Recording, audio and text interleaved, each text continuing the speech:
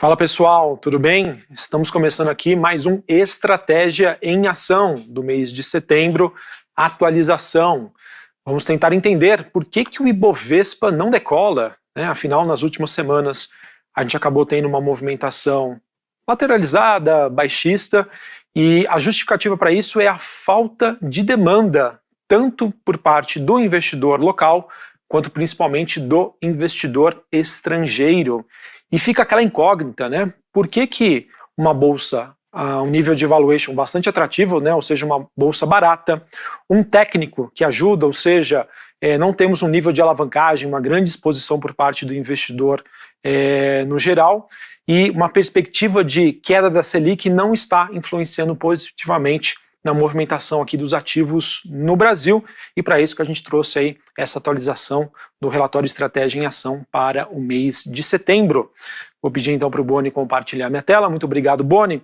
Pessoal, então queria começar aqui com vocês. A gente sempre fala sobre o valuation da bolsa, né? A gente não teve grandes novidades em relação ao nosso último relatório, tá? A gente continua com o Ibovespa, principal índice de ações aqui do mercado brasileiro, negociando a uma relação preço-lucro, né, de 7,9 vezes, quase 8, ou seja, né, qual que é a tradução para isso? Se você comprar hoje a cesta de ações do Ibovespa, daqui a 8 anos você teria o dobro de retorno, né? Ou seja, para cada R$100 investidos você teria 200, você compensaria o investimento que foi feito. Por isso que quanto menor este número, mais atrativo está uma determinada bolsa, uma determinada ação.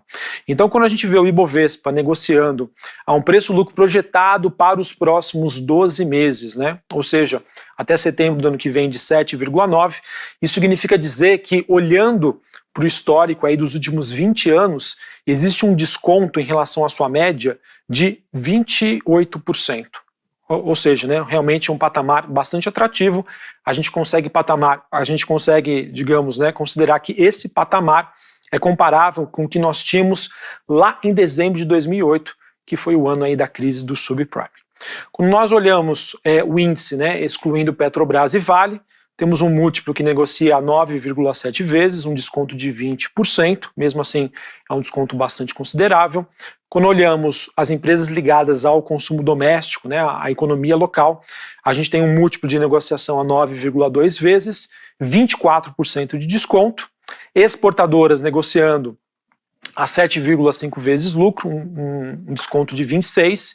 E aqui, pessoal, é onde a gente encontra o maior desconto olhando para as ações brasileiras, que são as empresas de menor capitalização, as famosas small caps. Elas negociam um múltiplo de 9,4 vezes, um desconto de 36% em relação à sua média. A justificativa para isso é simples, pessoal, como eu já disse anteriormente, falta demanda, tá? A gente não vem acompanhando aí dados que mostram que a indústria de fundos de ações aqui no Brasil voltou aí a comprar ações, né? Muito pelo contrário. Os saques ainda continuam, o investidor ainda sendo bastante conservador, escolhendo, né, ou renda fixa aqui no Brasil ou renda fixa externa, o que faz com que a bolsa brasileira fique largada, tá certo? Aqui eu falo um pouquinho mais sobre as mid-large caps, ou seja, as empresas de média e grande capitalização, elas que negociam um desconto de 29% em relação à sua média histórica. E o que a gente vem acompanhando, pessoal, que a principal justificativa para isso a curto prazo é sobre essa nova narrativa que a gente vem acompanhando tanto aqui no Brasil, que não é tão nova assim, mas que o investidor acaba aí levando mais em consideração, que é a questão fiscal brasileira, né, essa preocupação envolvendo o nível de endividamento do Brasil, a falta de perspectivas em relação ao cumprimento, né, das metas fiscais para o próximo ano, o que faz com que o investidor então exija um prêmio maior para acreditar no Brasil de longo prazo. E se não fosse somente isso, né, acho que as coisas estariam, digamos, um pouco mais tranquilas. Mas quando a gente olha lá para fora, em que a gente também acompanha um investidor que está exigindo, né, um retorno maior para investir na renda fixa nos Estados Unidos, você tem, então, a tempestade perfeita que faz com que os títulos de renda fixa, tanto aqui no Brasil quanto nos Estados Unidos, apresentem um movimento de valorização, ou seja, eles estão rendendo mais para quem faz investimento agora, afastando, então, esse investidor de buscar opções aí em renda variável. Não tem jeito, pessoal. olhando aí para as regras básicas do mundo do investidor, você sempre deve escolher aquele investimento que tem o maior retorno com menor nível de risco. E obviamente que se a renda fixa no Brasil e no mundo está pagando, né, um rendimento maior, né, melhor do que nós tínhamos, por exemplo, no mês passado, isso tende a funcionar como um imã de atração de investimentos. E é justamente isso que a gente vê aqui, né, em que as taxas de juros de 10 anos aqui no Brasil, na média, tiveram um avanço aí bastante significativo, tá? Saindo de uma taxa média aí de 5,17 para 5,5%. E esse movimento, pessoal, foi muito, mas muito mais intenso nos Estados Unidos, tá? Então isso obviamente que acaba mais do que justificando essa falta aí de demanda por parte tanto do investidor local quanto estrangeiro para as ações aqui no Brasil, por mais que elas estejam aí com um nível de precificação bastante atrativo. Aqui eu trago novamente o efeito da queda da Selic, né, para as empresas de menor capitalização. A atualização que nós temos de cenário é a seguinte, pessoal. Até semana passada, o mercado esperava, né, que a taxa terminal de juros aqui no Brasil, de Selic, né, nesse ciclo de queda, chegaria no próximo ano ali próxima dos 9%. Com o aumento desse estresse, essa taxa esperada aí passou de 9% para 10%, e obviamente que isso acaba aí tendo os seus efeitos. Aqui a gente traz aquele quadrinho resumo, tá, com as precificações por setor, da relação preço-lucro, só para vocês terem uma ideia quais os setores que estão negociando a um preço mais atrativo do que a média aí dos principais índices aqui no Brasil, né? No caso do Ibovespa, que a gente tem apenas, né, as exportadoras, bancos, agronegócio, mineração e siderurgia, e o setor elétrico, e as empresas de menor capitalização, que a gente tem o mais próximo aqui, que seria o setor de construção civil, tá? Os demais setores, obviamente que eles acabam negociando aí com uma relação preço-lucro, né, acima da média, então isso acaba também dificultando um pouquinho, mas é aquilo, pessoal, não adianta eu olhar o número em si, né, ele somente, é importante a gente acompanhar o histórico e as perspectivas de crescimento à frente. Aqui é mais para vocês terem uma ideia sobre, a partir do momento que você escolhe o setor, o quão caro ele está em relação à média de um índice, de uma bolsa, ou em relação a outro setor. Utilize essa tabelinha mais com caráter aí de comparação. Tá bom? Aqui, pessoal, trago como destaque para vocês a parte de desempenho 2023. Eu trago essa tabelinha para a gente comparar como está o retorno, né, das ações brasileiras, né, do Ibovespa, comparado aí com os principais índices no exterior.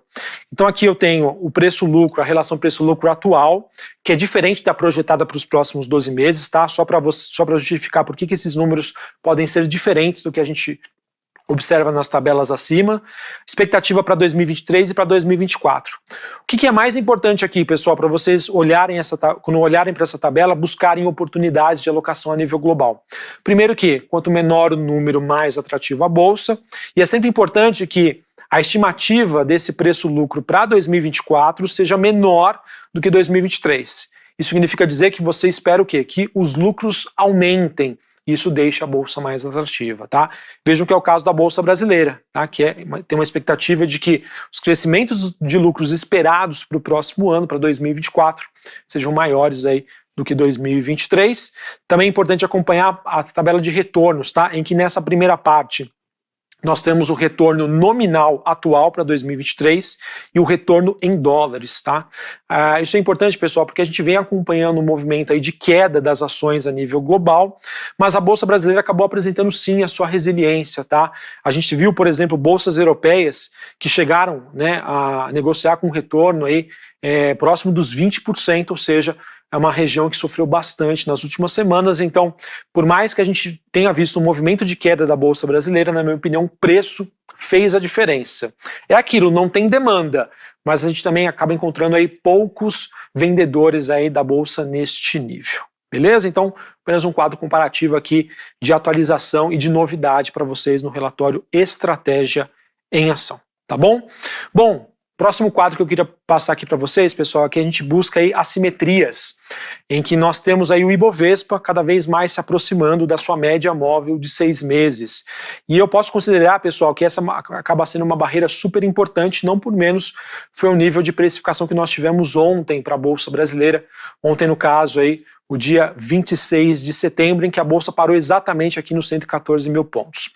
Essa região, pessoal, a média móvel de 6 meses, ela acaba sendo um divisor de águas, em que, no caso, né, bolsa acima desse patamar, significa dizer uma assimetria um pouco mais negativa, e bolsa abaixo desse patamar significa dizer que a assimetria começa a ficar mais chamativa, mais positiva.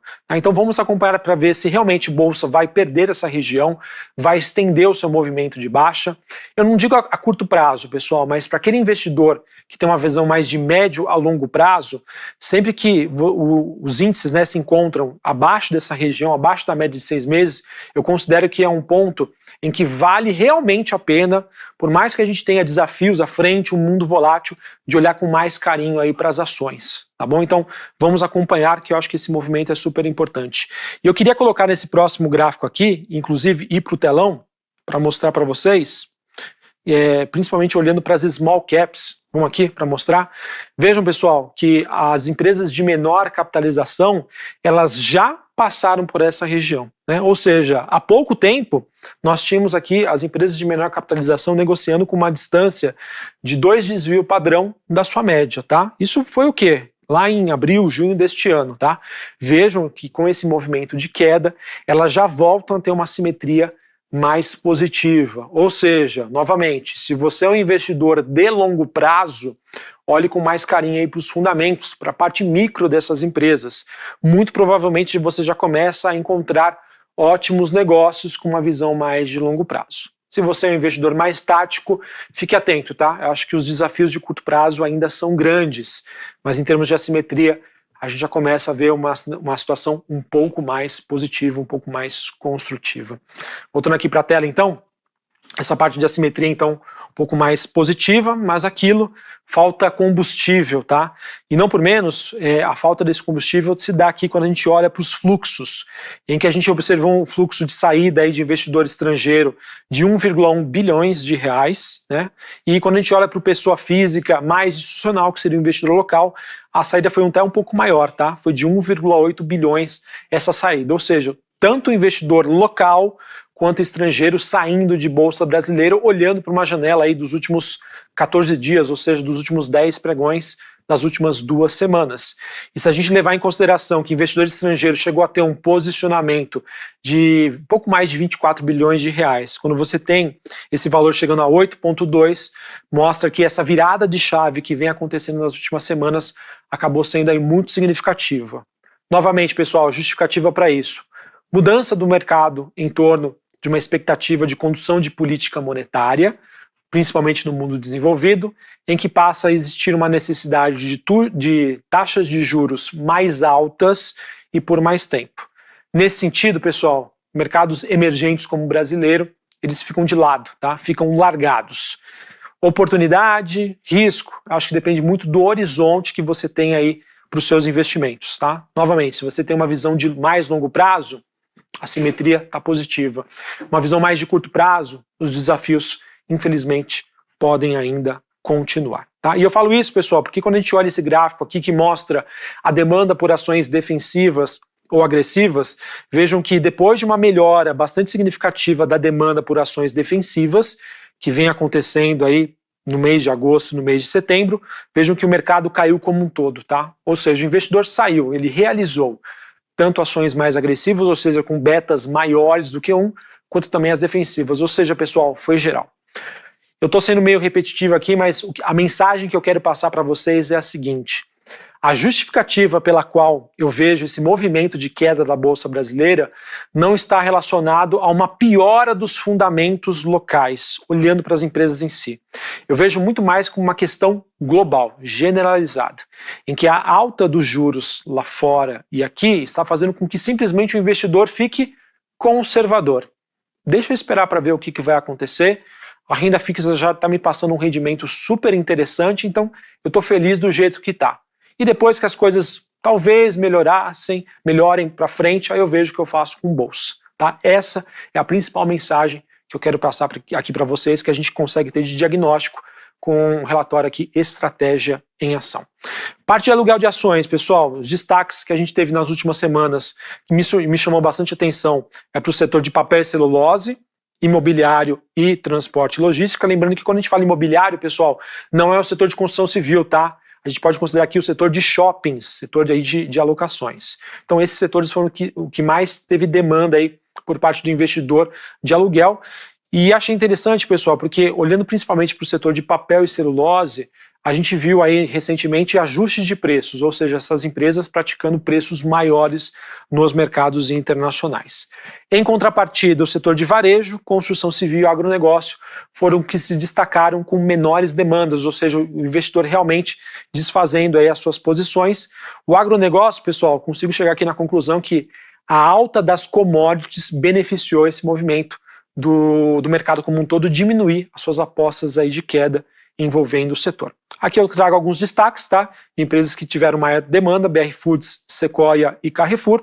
Do lado negativo, Gafisa, Cyrela e Casas Bahia, que passou por uma situação bastante complicada aí, mas que foi destaque aí nos últimos dias, com uma redução aí da demanda por aluguel. Aqui, pessoal, uma tabelinha completa para vocês olharem no detalhe para entender se a empresa aí que você tem em carteira é uma empresa que existe uma demanda grande aí por aluguel, ou seja, com o mercado apostando fortemente aí numa queda dessa ação, ou enfim, ou do setor, tá bom? Aqui a gente traz por ação, e aqui uma média aí para vocês entenderem quais os setores que existe, né, um nível de maior aposta de queda. No caso, a gente tem o consumo básico, varejo e construção civil como setores em que o mercado mais acredita numa movimentação de queda.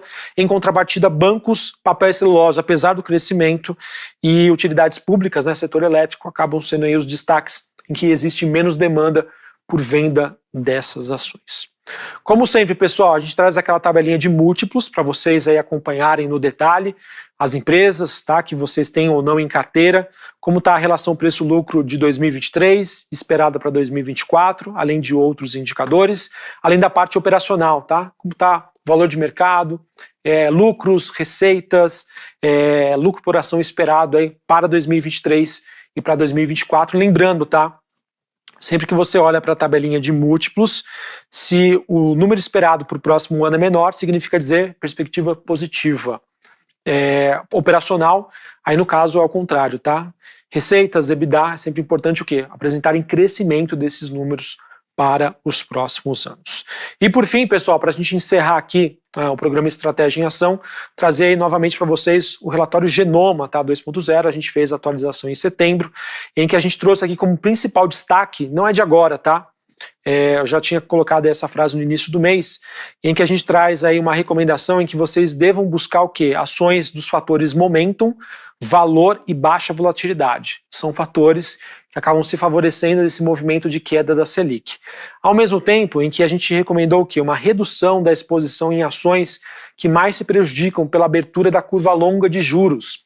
A gente comentou aqui isso, pessoal, no início do mês. Então, quem estava aqui com a gente foi alertado sobre essa possibilidade que a gente está concretizando agora, né, de um aumento da curva de juros aqui no Brasil.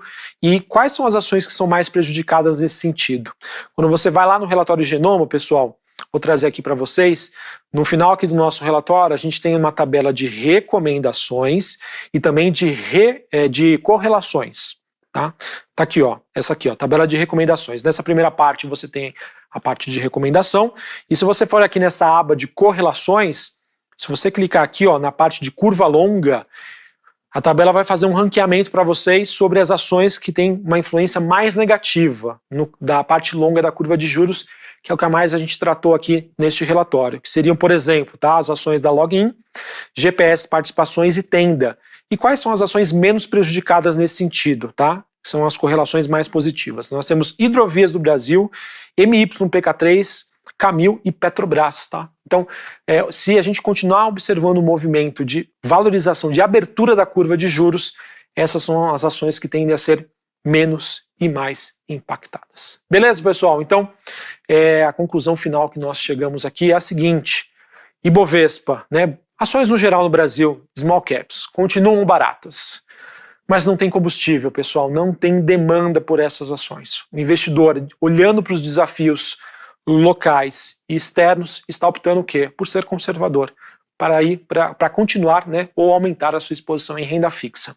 Se você é um investidor que tem uma alocação tática, tome cuidado, carteira diversificada, baixo risco.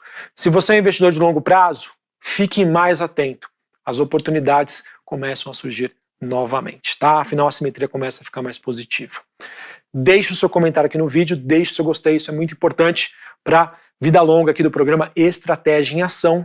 Um abraço e até a próxima.